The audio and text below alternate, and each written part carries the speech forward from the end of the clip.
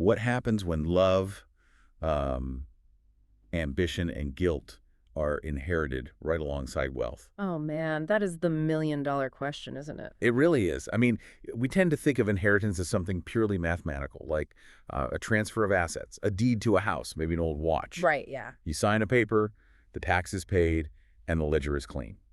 It's a comforting thought, honestly, that the past can just be, neatly categorized into a bank account and handed over without any of the historical strings attached. Comforting, but entirely false, at least in the world we are stepping into today. So welcome to this custom-tailored deep dive into episode 5 of our 10-part series. We're exploring the visionary novel Fünf Eide, or Five Oaths, by Dr. Pooyan Ghamari. And we are officially at the midpoint of the series. Yes, the exact midpoint. And today, our mission is to unpack the devastating compromises made in the name of progress. Yeah. We're going to track how the debts of the past inevitably demand a payout from the future. Which is such a massive theme in this book.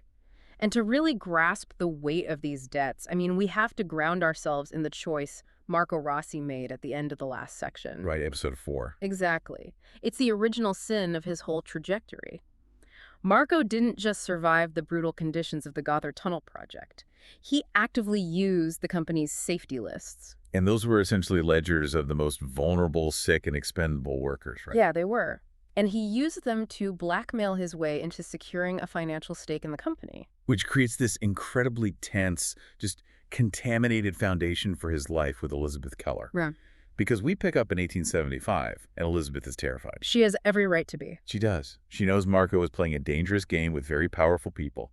So she decides to protect him using the only weapon she truly understands, which is legality. Right. She drafts this Vollmacht, a power of attorney, and gets her wealthy, influential father, Elias, to sign it.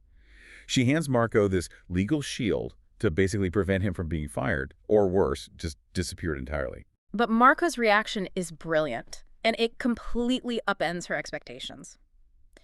He looks at this document, which Elisabeth sees as a lifeline, and he just flatly rejects it. I have to admit, my first reaction to this was almost frustration with Marco. She is genuinely trying to save his life. Why throw that back in her face? Well, because you have to look at the material the lifeline is actually made of. Okay. To Marco, this document is a leash. He tells her, "You write me into your paper because you are afraid of what I am not allowed to know." Wow. He recognizes that by accepting her father's legal protection, he basically becomes a subsidiary of the Keller family. He becomes property. It's the ultimate example of protection functioning as possession. Exactly. It kind of reminds me of trying to save a wild bird by locking it in a beautiful, legally binding cage. He refuses to be an item on her balance sheet. He even tells her that if she comes back to him, she cannot come back as a Keller. She has to leave that patrician power dynamic at the door. Which perfectly sets up the ideological collision we see just a few years later, in 1880, deep inside the Gotthard Mountain. Oh, this scene. It is viscerally claustrophobic. Marco is down in the tunnel, and the project is being driven by engineer Luscher. And Luscher is a man whose ambition completely blinds him to physical reality. Right. He is obsessed with the schedule, the spreadsheets, the corporate timeline. Luscher is essentially managing the mountain from a desk. Yes. And then the drill stops. There's this terrifying moment of silence where all you can hear is water dripping and then the sound of steel cracking. And Marco doesn't look at a schedule. He listens to the sensory truth of the mountain. He knows the ceiling is about to cave in. And this is a massive clash of epistemologies. How these two men process knowledge. Luscher demands obedience to corporate authority, but Marco demands obedience to physics. Yeah, physics always wins. It does! Marco completely overrides Luscher's orders, triggers the alarm, and pulls his men out, including Cesar and Paolo, literally seconds before the tunnel collapses. He saves their lives. But the aftermath is what truly radicalizes him, I think. Yeah. Because the company investigates this near-fatal collapse and officially logs it as a, quote, production delay. Which is just, think about the legal mechanics of that phrase. It's infuriating. It really is. A disaster or a collapse requires an inquiry. It raises liability, it might halt funding, and it gives the workers leverage to demand safer conditions. A production delay, on the other hand, is just an accounting hiccup. It requires nothing but overtime to fix. Okay, let's unpack this. Yeah. It's a complete erasure of their lived reality. And that is the catalyst for Marco finally walking away. He refuses to participate in this sanitized corporate fiction anymore. Right. He leaves to start his own independent business in Basel with his Italian workers, using funding from David Bloch. But while Marco leaves the mountain, Elisabeth makes a very different kind of move to fight this erasure. She does. She takes out her secret family book and starts physically writing down the names of these men. Pietro Bassi, Paolo, Cesare. She is trying to anchor their humanity in ink. If the company ledger is going to erase them into a delay, her personal ledger is going to remember them as men. Which is a beautiful impulse. Yeah. But this desperate attempt to control the narrative of these workers, to keep them human, is exactly what makes their next chapter so painfully complicated. Oh, absolutely. Because once they leave the mountain and settle in Basel, the reality of how Marco secured their new life finally catches up to them. Yes. So we move to 1882, to a rented room over the Rhine, and Marco finally confesses the full truth of 1875 to Elisabeth. He didn't just quietly hold on to those safety lists for leverage. He actively weaponized the names of the most desperate, strike-ready workers to extract his financial stake. Wait, I really want to pause on this. Because Marco frames this as a necessary evil, right? He does. He justifies it by claiming he was ultimately securing their wages, that he had to play dirty to build a better system for them later. I mean, does that logic actually hold up under scrutiny? What's fascinating here is it's a classic end justifies the means rationalization, but it's structurally hollow. You cannot build a moral enterprise using the leveraged vulnerability of others. Right. Marco essentially used the very real danger his men were in as poker chips. He convinced himself he was building a sanctuary, but the bricks were made of extortion. And Elisabeth sees right through it. Okay. She is disgusted by the revelation. But the tragedy of their dynamic is that she chooses to stay with him anyway. She does. Instead of leaving, she tries to manually edit the guilt out of their lives. The very next morning, they are reviewing contracts for their new Basel workshop, and she takes a pencil and aggressively strikes out the unfair penalty clauses for their workers. She is attempting to balance a cosmic scale with a pencil stroke. But personal philanthropy doesn't neutralize a corrupt foundation. It's an illusion of clean hands. And this internal struggle over ownership and morality reflects a massive societal shift happening right outside their window. By the 1890s and early 1900s, the novel pulls us into the intense national debate over the Swiss railways. Yes, the constitutional votes and the eventual 1902 nationalization into the SBB. Exactly. And just to be clear for our listeners, the text here dives deeply into a very charged political debate from that era, weighing private profit against state control.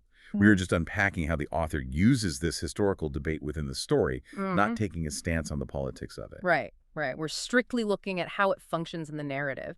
And what's brilliant about Dr. Ghamari's writing here is how he uses this macroeconomic event to highlight the characters' intimate psychological battles. Yeah, that dinner table scene. Exactly. We see this debate where Anton, Marco's young son, asks who actually owns the railways.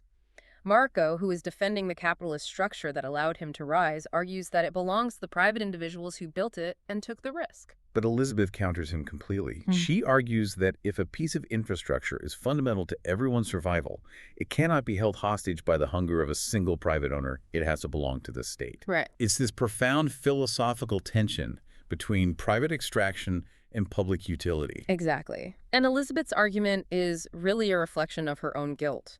She realizes that controlling the ledger, whether it's a railway schedule or a private workshop contract, means controlling reality. And that realization is the perfect bridge to our 2026 timeline. Because Elisabeth was trying to save names from disappearing in a physical, wooden-bound book. Over a century later, Lena is trying to do the exact same thing, but her battlefield is a highly classified digital data room. Lena has breached a secure server to uncover the truth about this historic exploitation, and she quickly finds herself sitting across from a razor-sharp corporate lawyer, Nora Ammann. Nora is such a compelling character because she operates entirely without sentimentality. Oh, she is ice cold. Yeah. Lena walks into that meeting wrapped in the romantic idealism of a whistleblower. She says, "I did it for the truth." And Nora just looks at her and says, "Truth is not a free pass." Nora forces Lena to understand the mechanical reality of corporate law. In a legal battle, your motive might be noble, but it doesn't erase the technicality of the breach. Right. Nora also delivers a highly critical warning about Viktor Falk, the executive who originally tipped Lena off. Nora explicitly warns Lena not to trust him just because he handed her a piece of the truth. She points out that Viktor has a massive economic interest in controlling the fallout. And Nora is proven right almost immediately. Because who is waiting in the hallway right after that meeting? Viktor. Victor. And he's playing a very specific role. He's dropped the suit jacket, he's holding a paper coffee cup, playing the accessible rogue ally. The classic tech bro uniform, right? Exactly. He admits that his own compliance team is the one officially reporting Lena. But then, he drops a massive piece of leverage. He reveals that the K Reserve, the secret historic fund built on exploited workers that Lena uncovered, is not the end of the story. There is a second, even more dangerous trace buried in the archives. It dates back to the Second World War, and it revolves around two specific names, Anton and Miriam Louis. I have to ask you about this. What is Victor's game here? Is he genuinely trying to help Lena uncover the truth, or is he just managing a crisis? It is highly calculated risk management. Victor realizes that the dam of historical secrecy is cracking. So instead of trying to patch the crack, he is choosing to direct the floodwaters. Oh, that's a good way to put it. By giving Lena this new information, he keeps her focused, he keeps her close, and most importantly, he remains the gatekeeper of the files. He confesses to her, essentially saying he hid the files because he was afraid she'd publish the wrong story without proper context. Wow. It sounds like a vulnerability, but it's actually a massive flex of power. It's manipulative, but it's incredibly effective. And Victor's mention of Anton in 2026 forces us to look back and understand exactly who Anton Rossi is and the immense psychological weight he inherits from Marco and Elisabeth. To really understand Anton, we have to look at a formative moment in 1907. Anton is just 15 years old, working in a chemistry lab in Basel. He witnesses a brilliant young female lab assistant named Helene Baumann create a revolutionary new blue dye. But when the patent is finalized and the commercial brochures are printed, Helene's name is completely absent. The male director of the laboratory is the only one credited. Anton is young and he's outraged. He demands to know why she isn't fighting this, and Helene gives him a brutal lesson in the intellectual property laws of the era.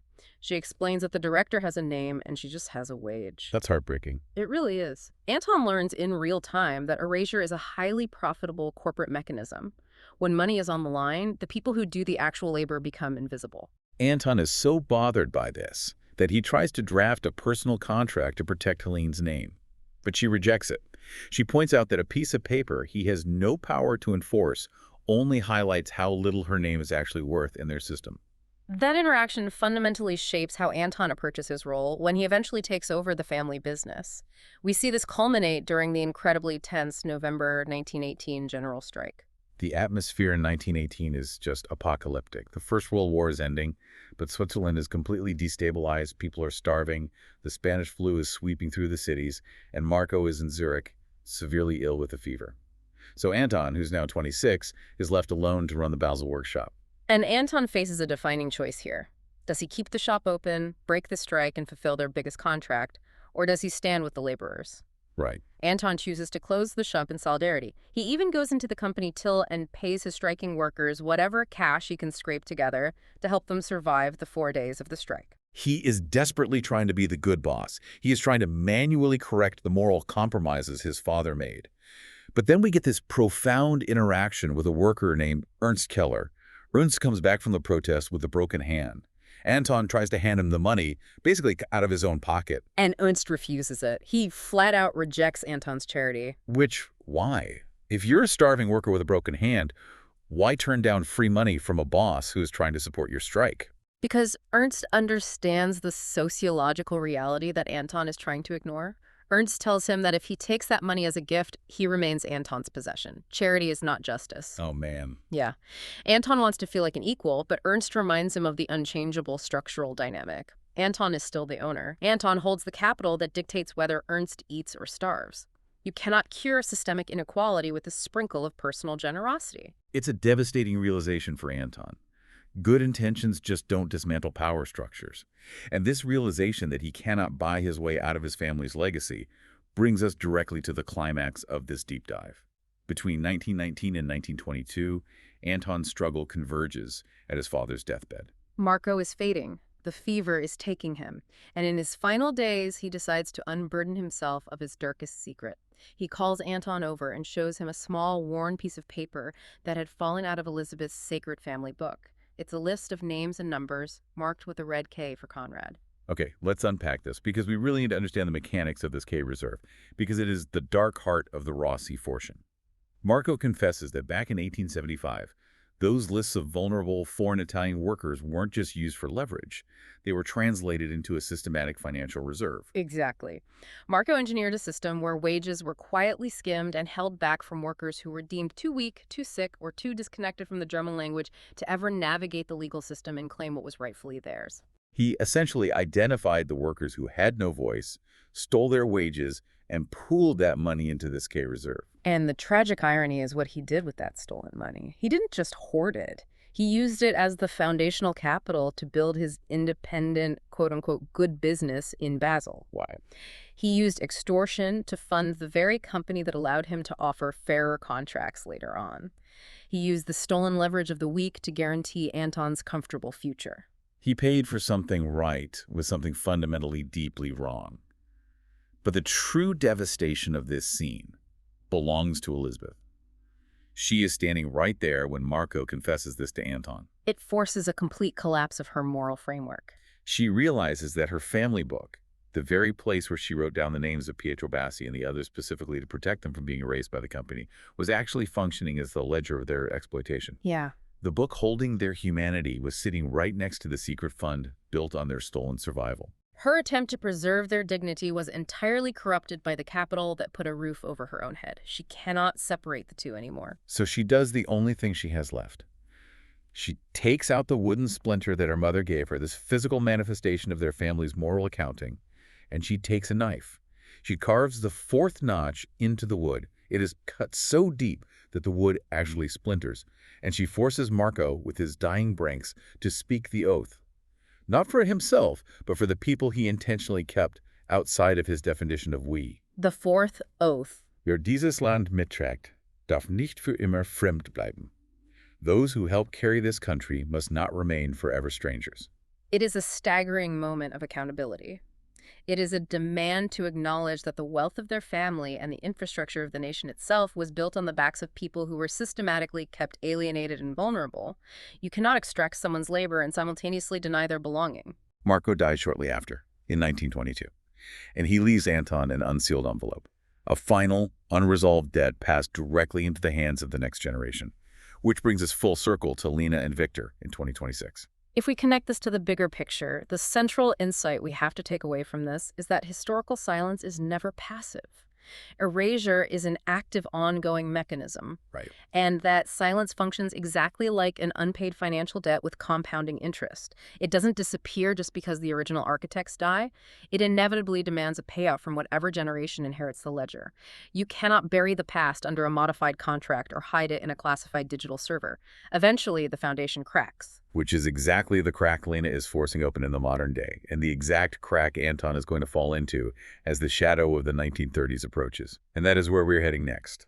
In episode 6, we are going to explore the money of the absent. We will finally open that unsealed envelope and follow Anton as he navigates the incredibly dangerous, morally perilous shadows of the Second World War alongside Miriam Louis. The stakes for the characters and the corporate legacy are going to get exponentially higher. I cannot wait to tear into it. But as we wrap up this deep dive into episode 5, I want to leave you, our listener, with a final thought to mull over. We've spent a lot of time today analyzing the roots of wealth, the mechanics of erasure, and the price of progress. So think about this. When you build a beautiful, sturdy bridge to the future, but you build it using a stolen nail, does that bridge belong to the builder, the thief, or the person who is eventually forced to pay the toll? That is the exact question this novel demands we answer. Something to think about until next time. Keep diving deep.